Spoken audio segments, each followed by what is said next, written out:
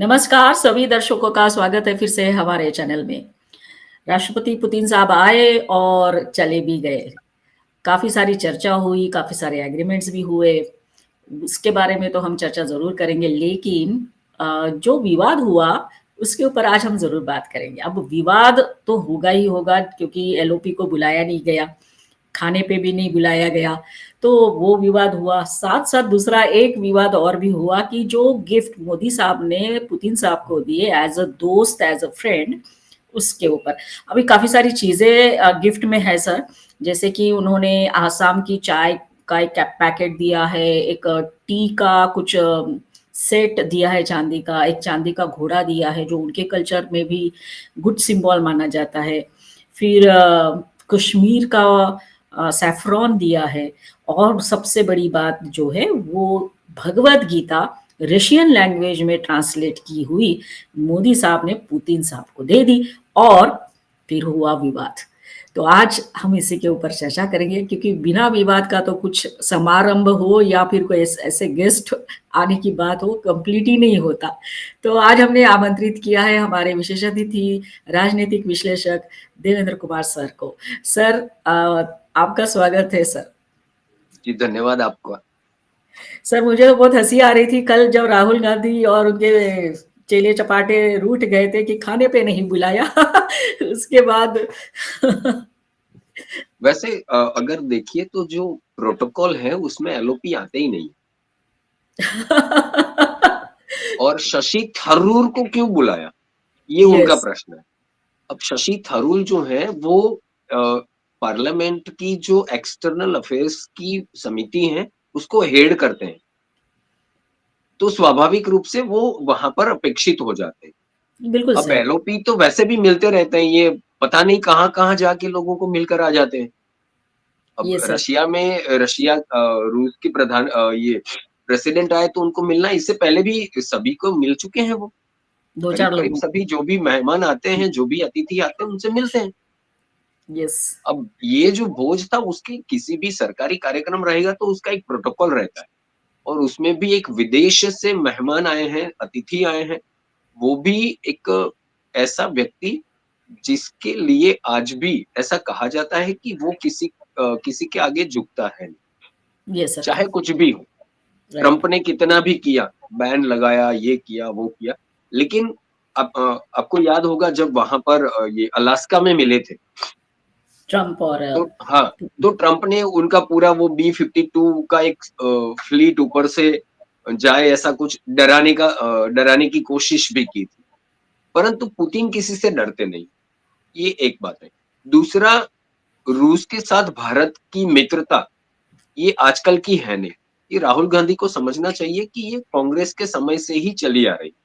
बराबर सर, हाँ, ये बात पक्की है कि एक समय ऐसा था कि हम पूरी तरह से सोवियत रशिया पर निर्भर थे। हमारे जितने भी सुरक्षा हथियार और एम्युनिशन जो हुआ करता था वो 80-85 80 प्र 85% रूस का हुआ करता था, सोवियत रशिया।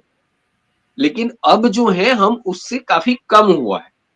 तो यस सर, उससे हुआ ये 1962 का जब युद्ध हुआ, उस समय कुछ इस बारे में कुछ हुआ था। रूस उस समय न्यूट्रल हो गया, क्योंकि दोनों चीन और रूस दोनों साम्यवादी, वामपंथी है। तो अब वामपंथी वामपंथी तो भाई-भाई हो जाएँगे, हम तो मित्र हैं खैर। तो ये बात यस, हुई थी। अभी वर्तमान में स्थिति ऐसी है कि ऐसी कोई बात है नहीं। अभी विचारधारा के विचारधारा को ध्यान में रख के विश्व नहीं बना। वर्ल्ड ऑर्डर जो बन रहा है, किसके पास कितनी शक्ति है, चाहे वो ट्रम्प है और ये सारी शक्ति जो है, हथियारों के ऊपर ही निर्भर नहीं, आप इकोनॉमिकली कितने पावरफुल हैं, आप सप्लाई चेन में आप कहाँ हैं। आज चीन कितना भी कर ले, चाइना को आप देखिए, लेकिन कोई भी विश्व का कोई भी देश चीन को नजरअंदाज नहीं करता, अनदेखा नहीं कर सकता उसे, क्योंकि वो सप्लाई चेन का मेन देश हो गया है।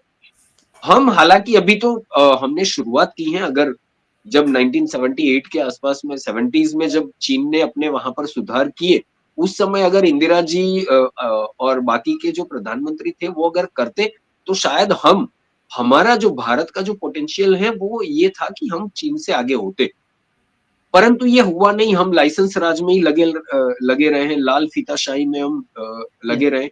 यस, आपको स्कूटर लेना है तो 5-5 6-6 वर्ष का वेटिंग लगता था। आपको यस, एलपीजी कनेक्शन लेना है 10 वर्ष का, 8 वर्ष का वेटिंग लगा रहता था। तो ये तो स्थिति हुआ करती थी। तो ये अभी जो है वो स्थिति अलग है, और इसमें अगर राहुल गांधी को बुलाना, तो वो प्रोटोकॉल में अगर आता है तो बुलाया जाएगा, नहीं आता है तो नहीं बुलाया जाएगा। लेकिन कांग्रेस की ये सदैव ये चीज रही है कि वो, क्योंकि वो मुस्लिम तुष्टीकरण की राजनीति करती है कांग्रेस, और मुस्लिम की ये मानसिकता है, वो सदैव विक्टिम कार्ड खेलते हैं। कांग्रेस वहां से सीख ली कि वो कुछ भी हो जाएगा तो विक्टिम कार्ड खेलना शुरू कर दी थी, हमको नहीं बुलाया, राहुल गांधी को नहीं बुलाया। अब राहुल जी की बात कर रहे हैं तो पूछना भी तो ये भी चाहिए कि हमारी पार्टी के अध्यक्ष उनको भी बुलाते, परंतु प्रोटोकॉल में नहीं आता है तो क्यों बुलाएंगे? हुँ, कोई गुड्डी गुड्डे का खेल तो था नहीं। बराबर है। कोई इंटरनेशनल राजनीति में जो कुछ महत्वपूर्ण देश के जो चीजें हैं वो लोग आए हैं, उसमें किसी को भी बुला लेना तो ठीक होता नहीं है, उसका एक प्रोटोकॉल है, राष्ट्रीय प्रोटोकॉल है। Yes sir. दूसरा सर ये तो बात ये है कि सर राष्ट्रपति भवन से भेजा गया था और राष्ट्रपति भवन से जब-जब इन्विटेशन एलओपी को गया है, वो उपस्थित नहीं रहे हैं सर। 26 बिल्कुल, जनवरी को भी नहीं थे, 15 अगस्त को नहीं थे, सीजीआई का स्वेयरिंग सेरेमनी था, उसमें तब नहीं भी थे। नहीं गए थे वो। फिर ये अपने वाइस प्रेसिडेंट अभी जो चुने गए हैं, तब भी नहीं थे। तब इनको याद नहीं आता है कि मैं एलओपी हूँ करके, जब इनकी उपस्थिति ज़रूरी होती है, क्योंकि नहीं, वो संवैधानिक लॉस पद ऑफ है। प्रेजेंस है, एलओपी मतलब लॉस ऑफ प्रेजेंस। मैं नहीं रहूंगा, ये यस, हो यस। गया ना।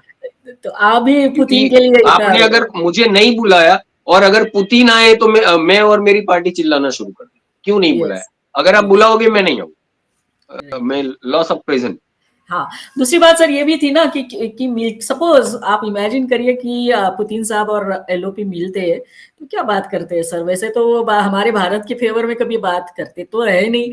ये कहते कि वोट चोरी हो रही है, क्या ईवीएम हैक हो जाता है, लोकतंत्र खतरे में है, फिर क्या है उनका वोट वोट अधिकार, चोरी की बात करते हैं। ये सारी वो बातें शायद पुतिन को करते बोलते कि हो भाई साहब आप जरा समझाइए ना मोदी जी समझाइए। को, आपके मित्र है, अच्छे मित्र है, आप समझाइए, वोट चोरी यस, है, हमको सत्ता में आना है, हम इतना यस, कर रहे हैं, लेकिन फिर भी हम नहीं आ पा रहे हैं, इनकी लोकप्रियता बहुत ज्यादा है, हम नहीं ये ऐसा जीत बोलते पाते हैं, सर आप कुछ करिए, ऐसा कुछ बोलते हैं। ये क्योंकि बिल्कुल एक मजाक एक में बार बोल रहा हूँ, यूएस परंतु ऐसा ही कुछ करते, बाकी तो क्या बोलते हो?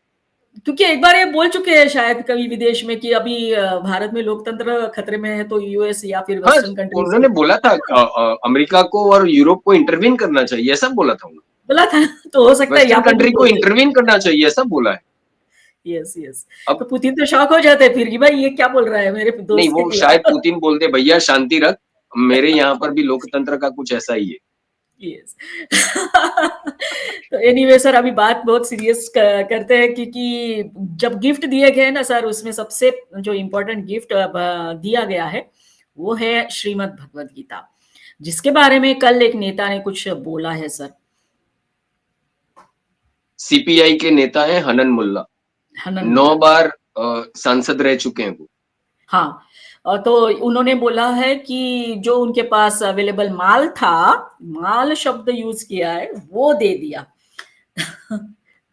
देखिए ऐसा है कि अगर एक तो वामपंथी जो हैं, उनकी मानसिकता ये रहती है कि कुछ भी करके जो किसी भी देश में रहेंगे, भारत को तो सबसे पहले इन लोगों ने टारगेट करके रखा है, क्योंकि वर्तमान में ऐसा कहते हैं कि प्रगत जो संस्कृतियाँ थी 48 से ज़्यादा थी, शायद कदाचित 45 से ज़्यादा थी, 48 संस्कृतियाँ थी जो प्रगत थी, विकसित थी। तो करीब-करीब सारी की सारी संस्कृतियाँ जो हैं उसको गड्ढा खोद के फिर निकालना पड़ रहा है। चाहे आप सुमेरियन ले लीजिए, इजिप्शियन ले लीजिए या एज़टेक ले लीजिए या कोई भी ले लीजिए। अब चाइना की बात करें, चीन भी काफ़ी पुरानी सभ्यता है, संस्कृत है परंतु अब वो वामपंथी हो चुका है, तो वहाँ पर सभ्यता की कोई बात करता नहीं और बराबर उन्होंने वहाँ पर सभ्यता की कोई बात हो रखी भी नहीं। माओ ने सारा कुछ डिमोलिश करके रख दिया। तो यस अब विश्व में जो पुरानी सभ्यता बची है, ठीक है, चलिए हम बहुत सारी चीज़ें ऐसी हैं जो हम जस की तस नहीं बचा पाए। काफ़ी सारी ऐसी बातें आई हैं जो नहीं आनी चाहिए थी, परंतु फिर भी जो टिकी हुई संस्कृति है वो भारतीय संस्कृति। यस, तो आज मैं आपको बताना चाहूँगा कि एक तो गीता की बात हुई और आज 6 दिसंबर भी। यस, 6 दिसंबर डॉक्टर बाबा साहब अम्बेडकर भारतीय संविधान के चीफ आर्किटेक्ट का महापरिनिर्वाण दिन भी है। उन्होंने अपने सार्वजनिक जीवन का सबसे पहला जो सत्याग्रह किया था, आंदोलन किया था, महाड़ सत्याग्रह, मार सकते हैं। वहाँ उन्होंने ये बोला है कि मैंने ये सत्याग्रह की जो बात है वो मैंने गीता से ली। ये हुँ, उन्होंने कहा है और बाबा साहब अम्बेडकर तो ऐसा मानते थे कि मैं वामपंथियों का पक्का दुश्मन। यस, परंतु ठीक है, ये बात हो गई, परंतु जहाँ तक वामपंथियों का प्रश्न है, तो वो किसी भी संस्कृति को टारगेट करते। वो चाहते हैं, उनका चाहना केवल एक ही होता है कि आप अ, एक ना हो जाने चाहिए। आप में हुँ, फूट रहनी चाहिए और हम उसी फूट का उपयोग करके हम सत्ता में आएँगे। यस, तो मैं दोबारा से डॉक्टर अम्बेडकर को यहाँ पर कोट करूँगा। उन्होंने काठमांडू में एक भाषण दिया था, कार्ल हुँ, मार्क्स और बुद्ध ऐसा करके।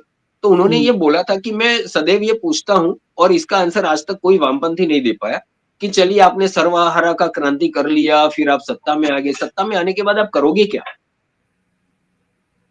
तो इसका बराबर, कोई उत्तर आज तक किसी वामपंथी ने मुझे नहीं दिया, ऐसा डॉक्टर अम्बेडकर भी कहते। तो और वो मानते थे कि इनका एक ही कार्य है और कुछ नहीं, केवल अराजकता फैलाना और सत्ता में आ जाना और फिर उस देश को बिल्कुल जैसे सोवियत रशिया का क्या हाल किया ये आप देख लीजिए। हुँ, हुँ, 15-17 टुकड़ों में बँट गया बढ़ वो गया, देश। यस, अ, उत्तर कोरिया का क्या हाल हो रहा है वो देख लीजिए। तो ये बात है।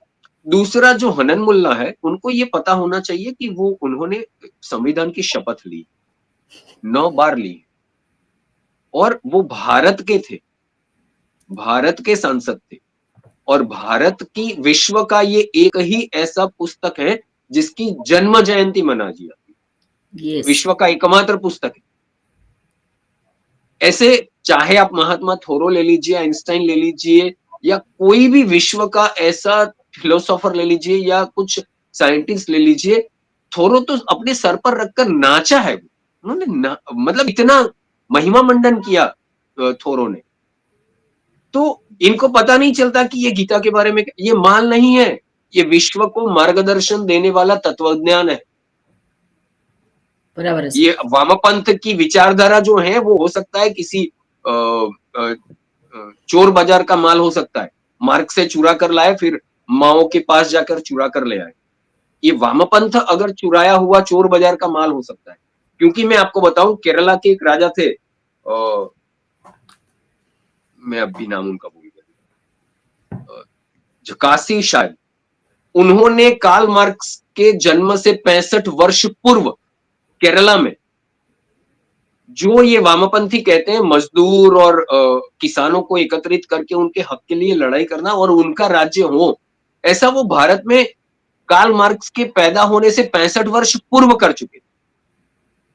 तो कार्ल मार्क्स ने भी जो विचारधारा अब अगर अब ये मैं मानता हूँ कि कार्ल मार्क्स ने भी हमारी ही विचारधारा को चोरी किया। तो बिल्कुल, कार्ल मार्क्स का जो विचार है, ये वामपंथियों का जो विचार है, मार्क्स का जो विचार है, मतलब मजदूरों के अधिकार, किसानों के अधिकार, ये वाली जो बात है, वो भारत से उठाई हुई है, भारत से चोरी की। तो ये चोरी का माल है उनका, उनका विचार जो है चोरी का माल है।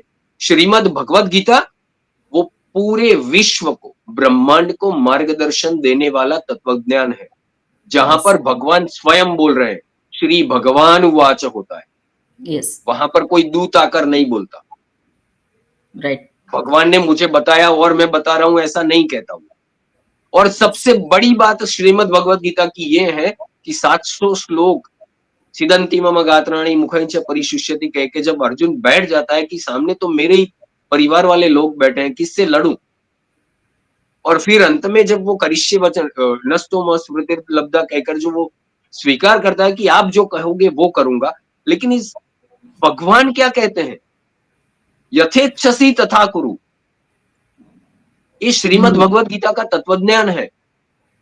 मैंने जो कहना था, मैंने जो समझाना था, वो मैंने समझाया।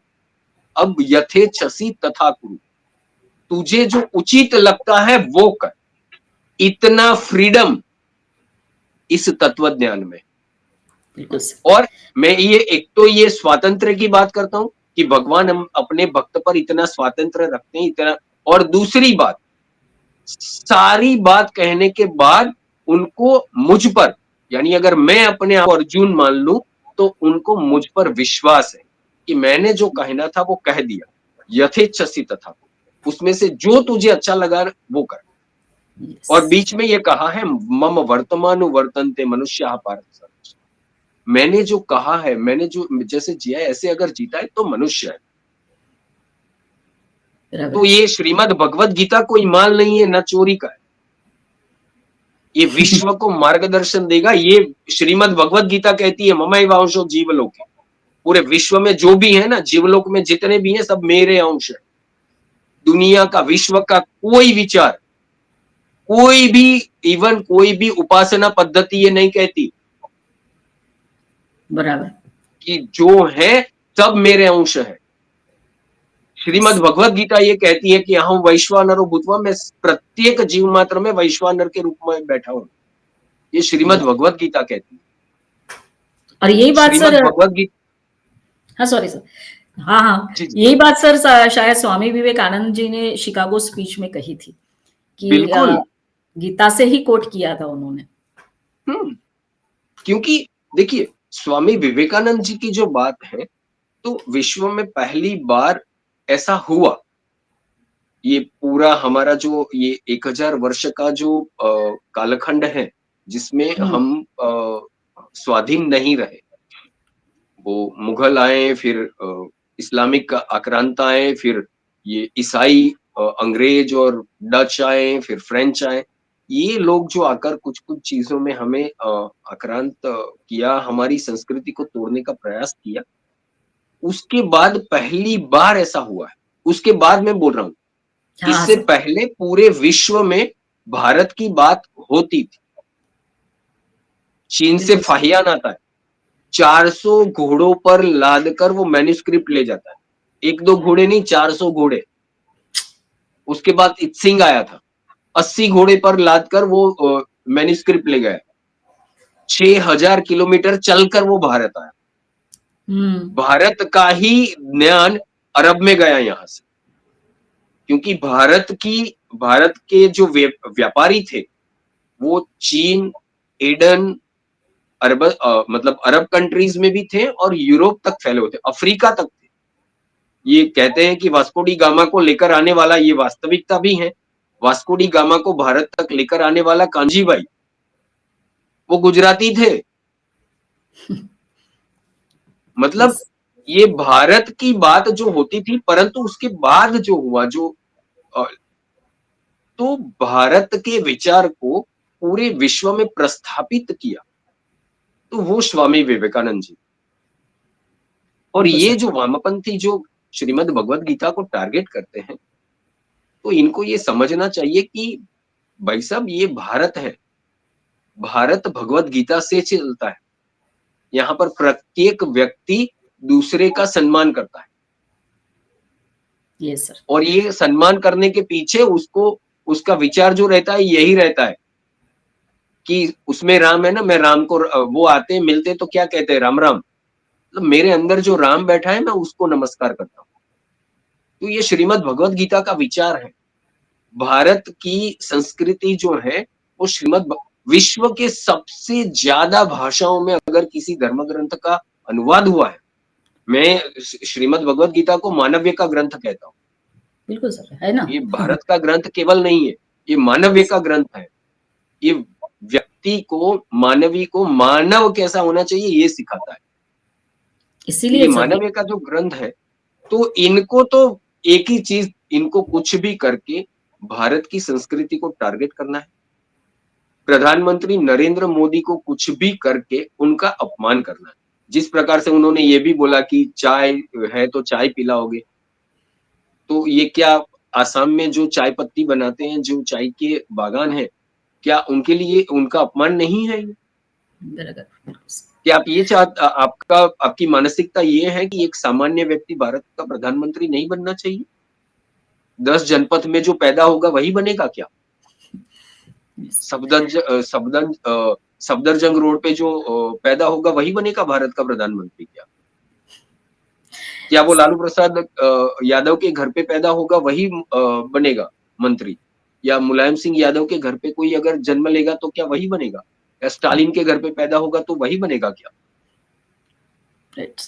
सर दूसरी बात ये है सर कि भगवत गीता पहली बार तो कोई गिफ्ट नहीं दिया, और जो मोदी जी ने कहा है कि गिफ्ट देते हुए जब वो दे रहे थे भगवत गीता की, इससे बड़ा गिफ्ट और कोई कुछ हो ही नहीं सकता, that what the sentence is.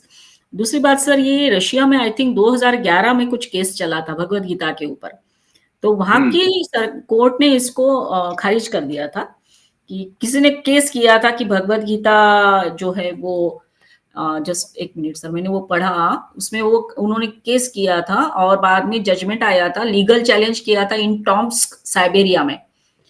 Ban लगाने की कोशिश कर रहे थे इस्कॉन ट्रांसलेशन भगवत गीता के ऊपर, claiming that the commentary was extremist and hostile to other faith. लेकिन बाद में भगवत गीता के फेवर में ही वो उनके कोर्ट ने डिसीजन दिया बैन के बारे में जो हो रहा था। तो ये ये जो बहुत याचिका महत्वपूर्ण।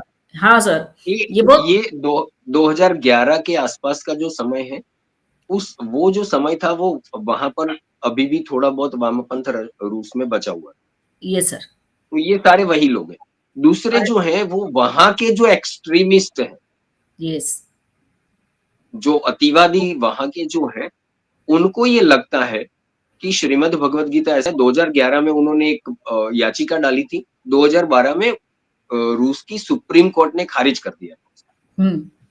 यस। और प्रधानमंत्री देखिए ये मैंने आप देखिए 2014 जब से प्रधानमंत्री नरेंद्र मोदी भारत के प्रधानमंत्री बने हैं, तब से लेकर अगर आप देखेंगी तो वो सिंबल को बहुत बहुत ध्यान देते हैं। जैसे आप देखिए कि उन्होंने पुतिन को जो लेकर आए तो वो फॉर्च्यूनर में लेकर आए, मर्सिडीज में नहीं लाए।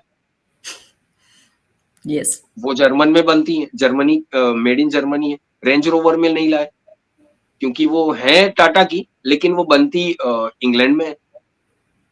वो टोयोटो की लेकर आए, फॉर्च्यूनर में बिठाकर लेकर आए। टोयोटो मूलतः जापान की। जापान की है। तो ये वो इतनी छोटी-छोटी बातों का ध्यान रखते हैं। अब देखिए, उन्होंने जो श्रीमद् भगवत गीता पुतिन को भेंट की, वो इस्कॉन वाली ही है। यस, आप बिल्कुल। देखिए, वो फोटो तो जो आया तो इस्कॉन इस्कॉन ने का। जो पूरा उसके ऊपर जो टीका लिखी है इस्कॉन के वहां के जो लोगों ने वही दी है, और वो भी रशियन ट्रांसलेशन दिया है उन्होंने। हाँ। तो इसी के ऊपर वहां पर बैन लगाने की बात हुई थी, प्रधानमंत्री ने वही दिया। अब यस। ये छोटी मोटी बातें नहीं होती है। हाँ, ये बात अलग है कि ये हनन मुल्ला जैसे जो लोग हैं, जिनकी दृष्टि नाक से आगे होती नहीं है, ये जो बात है आप किसी भी इंटरनेशनल एनालिस्ट से पूछेंगे तो ये बताएगा कि भैया ये बहुत बड़ी बात कर दी, कि जिसको बैन करने की बात चली थी वही उनको दिया। बिल्कुल सर। तो ये बातें मतलब इनको देखना केवल यही है कि कुछ भी करो। मैं तो ऐसा मानता हूं कि ये लोग अच्छा कर रहे हैं। प्रधानमंत्री नरेंद्र मोदी जी को जितना टारगेट करेंगे ये, तो उतनी ही इनकी जो जमीन स्तर पर उनका जितना भी बचा कुचा भी पड़ा है, थोड़ा बहुत भी अभी है कि अभी खैर वामपंथी तो केवल केरला में ही बचे पड़े हैं, बाकी तो कहीं है नहीं, तो वहां से भी निकल जाएंगे। यस। और सर ये पहली बार तो है नहीं सर, आई थिंक इसके पहले मोदी जी ने शिंजो आबे को भी भगवत शिंजो गीता आबे दी। को दिया है, एक बार ट्रंप को भी दिया है। यस। मतलब राइट। ज्यादातर प्रधानमंत्री मोदी जी जो भी अतिथि भारत आते हैं, उनका प्रयास ये होता ही है कि उनको श्रीमद् भगवत गीता भेंट दिया जाए, बराबर। क्योंकि हमारे पास जो देने योग्य है वो है क्या? हमारा ज्ञान, हमारा तत्व ज्ञान, वो सदैव प्रधानमंत्री जाते हैं, उन्होंने ये भी बोला कि मैं भारत तटस्थ नहीं है, हम शांति के पक्ष में। यस। तो ये यही बात जो है वो श्रीमद् भगवत गीता की है। भगवान पहले विष्टि करने गए ही थे। Right, right, right. तो वो सारी बातें मतलब मैं तो ऐसा मानता हूँ कि पुतिन को देखकर ये कहा होगा कि ये एक बार आप पढ़िएगा, इसमें से शायद आपको कोई रास्ता मिल जाएगा कि यूक्रेन का जो युद्ध आप कर रहे हो, उसमें से उसमें उसको कैसे शांत किया जाए। यस, ऐसा ऐसा हो सकता है। मैं एक केवल मज़ाक के तौर पर कह रहा हूँ, परंतु ये बिल्कुल सही है कि अगर वो पढ़ेंगे तो रास्ता मिलेगा, ये पक्का है। विश्व की कोई समस्या ऐसी नहीं है, जिस समस्या का उकेल, उसका उत्तर श्रीमद् भगवत गीता में नहीं। Right sir. तो सर एंड में सर हम यही बोलना चाहेंगे सर, 2 महत्वपूर्ण चीज़ें हैं। जब एक तरफ Shrimad Bhagavad Gita as a gift Putin साहब को दी गई, दूसरी तरफ पुतिन साहब जो है महात्मा गांधी की समाधि पर भी जाकर आए। मतलब सर, जब हम विश्वास करते हैं कि अहिंसा परमो धर्मः, लेकिन उसकी दूसरी लाइन जो है वो धर्म हिंसा तथैव च, जब धर्म की हानि होगी तब तक आपको शस्त्र उठाने पड़ते हैं, ये भी एक संदेश होता है। तो श्रीमद् दोनों भगवत गीता साधने में की भगवान कोशिश होगी। श्रीमद् भगवत गीता में भगवान ने अर्जुन को ये कहा है, यस, तस्मात् उत्तिष्ठ कौन्तेय युद्धाय कृत निश्चया। यस, उठ, युद्ध के लिए तैयार हो बराबर। और अपने धर्म का पालन।